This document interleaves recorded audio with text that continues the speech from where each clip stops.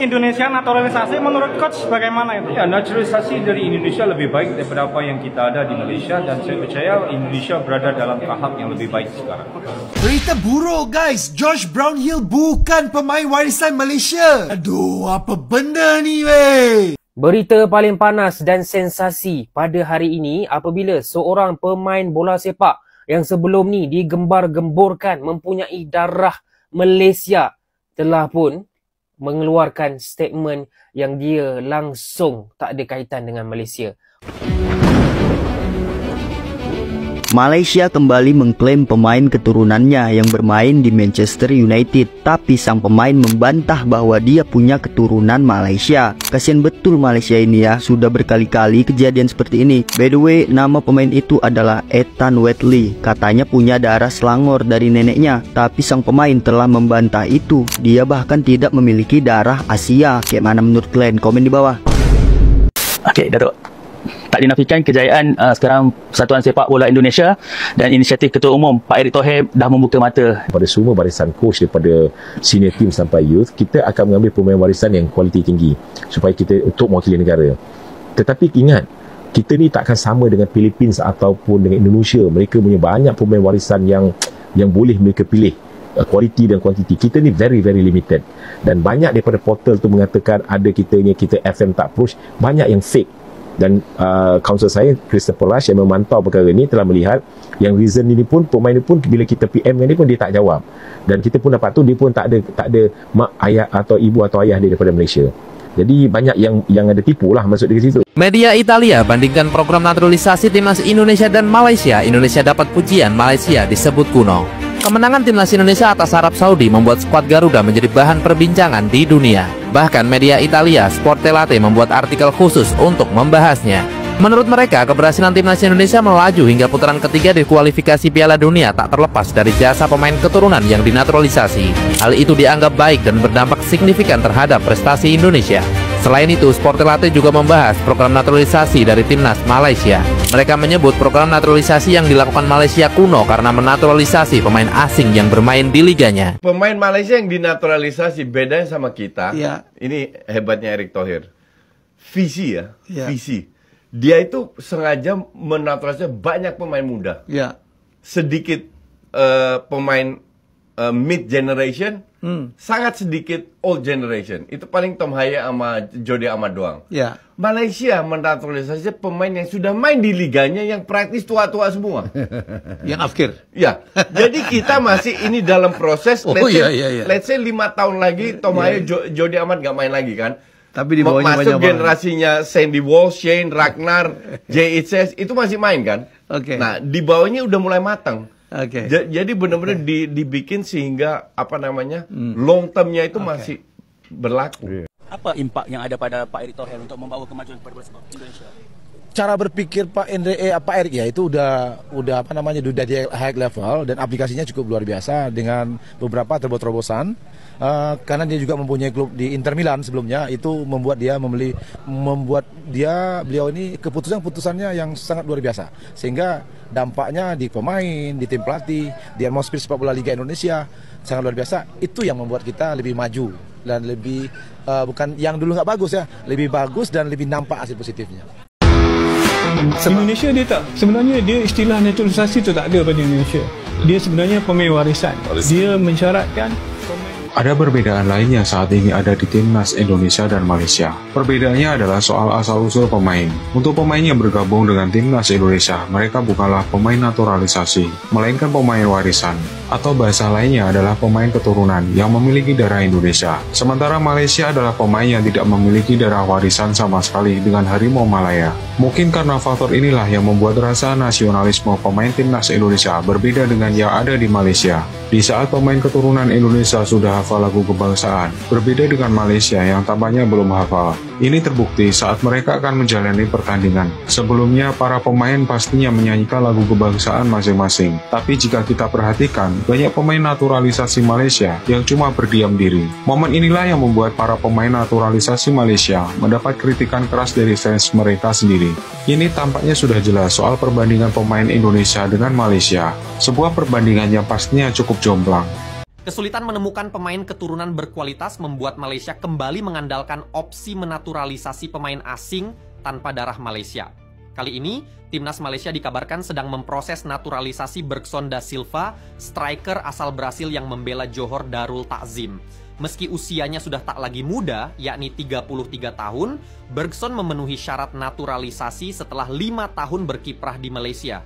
Yang menarik, langkah ini menjadi ironi tersendiri. Pasalnya, netizen Malaysia selama ini dikenal gencar mencibir timnas Indonesia dengan sebutan timnas Belanda B.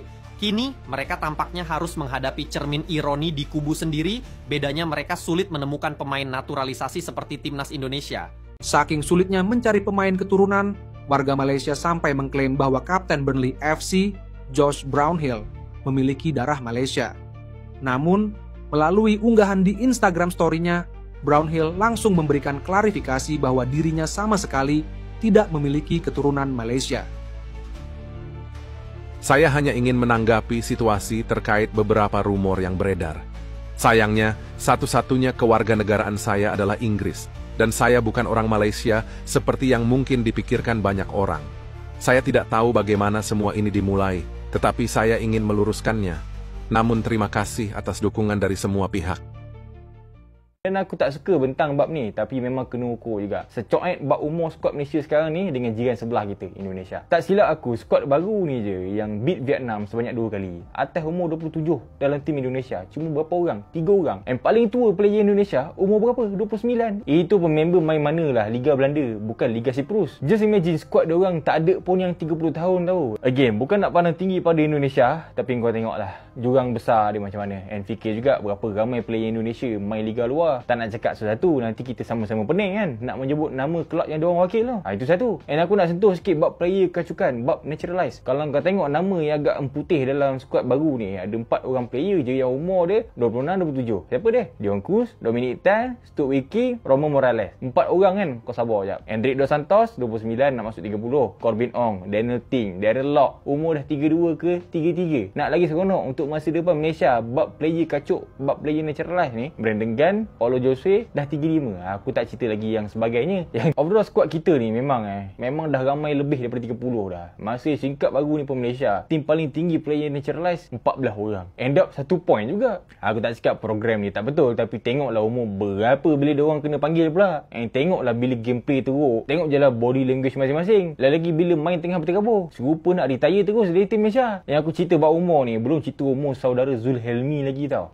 Member dah umur 38 sekarang. Nasib member tak terlibat. Kalau tidak, masak aku cakap. Mengacu pada apa yang pernah disampaikan Sintayong saat minta PSSI melakukan naturalisasi terhadap beberapa pemain, hal ini menjadi pembeda. Sintayong tetap mensyaratkan garis keturunan sebagai syarat utama. Beda dengan Malaysia yang hanya melakukan asal naturalisasi. Malaysia tidak mensyaratkan garis keturunan sebagai dasar naturalisasi. Mereka hanya melihat pemain asing yang ada di liga domestik. Ketika mereka sudah 5 tahun di Malaysia, mereka langsung dinaturalisasi. Faktor inilah yang menjadi pembeda. Ikatan darah yang ujung-ujungnya ikatan emosional tidak ada pada para pemain yang dinaturalisasi. Hal berbeda ada di timnas Indonesia. Selain menaturalisasi pemain-pemain top yang berkarir di Eropa, ikatan darah membuat mereka merasa menjadi bagian dari tim. Maka tak heran jika mereka pun fasih menyanyikan lagu kebangsaan Indonesia Raya. Hal ini menjadi nilai plus yang tidak dimiliki para pemain naturalisasi Malaysia. Kini, setelah melewati ranking FIFA Malaysia, misi timnas Indonesia berikutnya adalah melewati ranking dari Thailand dan Vietnam untuk lolos ke putaran final Piala Dunia 2026. Pemain-pemain ini ada darah kitanya gitu loh.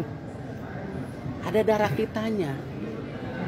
Dan ini juga pemain yang mohon maaf nih, berinvestasi di dirinya sendiri tanpa kami mengeluarkan biaya apapun, pemerintah, PSSI.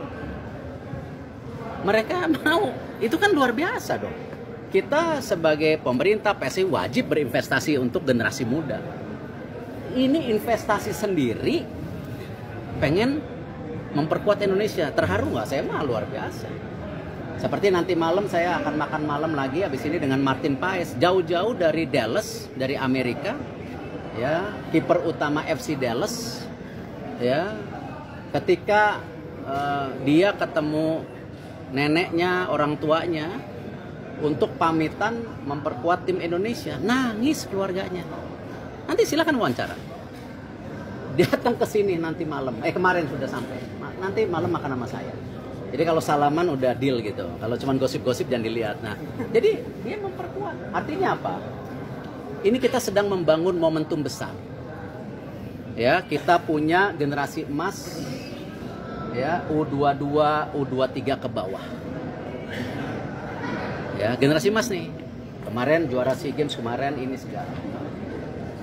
Ditambah lagi banyak pemain diaspora yang muda ingin gabung. Seperti Iva, Rafael, Nathan, ya, Justin. Ini bagus. Tetapi cukup nggak? Tidak. Karena yang saya selalu bilang, kita harus mempunyai tim senior 2x11 yang sama kekuatannya. Ya, kemarin Coach Sintayong coba 11 pertama, 11 kedua, campur. Ya itu 2x11. Coach Sintayong udah ngerti maunya saya. Mesti sama.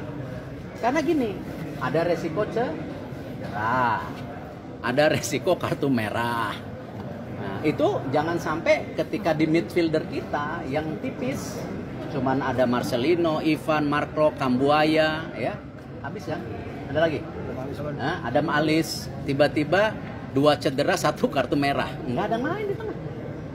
Artinya belum tebel.